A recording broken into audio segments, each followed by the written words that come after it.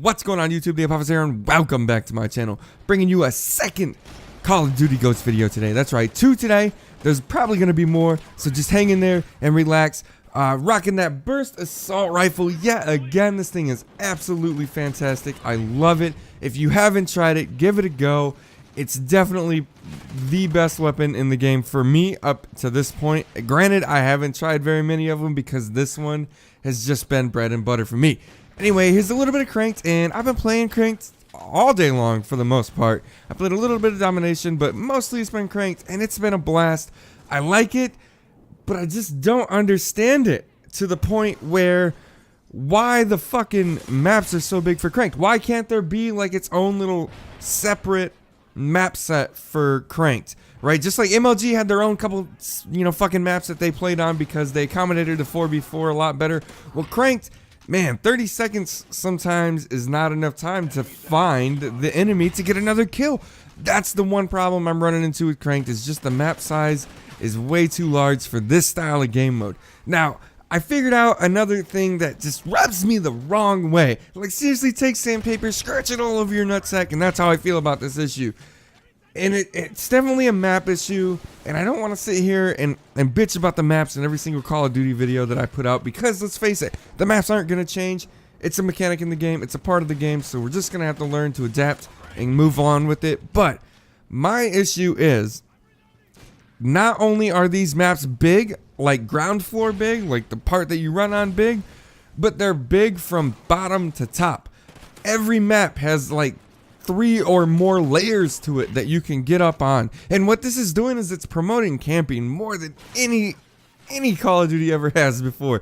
People are sitting up there with long range weapons just camping in corners, and even in Cranked, and it blows my mind. 30 fucking seconds, stop camping.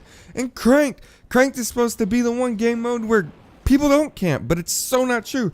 People still camp, and I don't know if they're camping for their first kill or what's going on. But definitely, if you're playing Crank, do me a favor and run around, please. Run the fuck around. Help us out. Please don't camp. It's driving me nuts. I tried playing a little bit of Domination, and I was just blown away by the amount of campers. Team Deathmatch, too. Walking right by people just tucked in little corners, sitting there with their sniper rifles and everything. Now, they say that quickscoping's gone.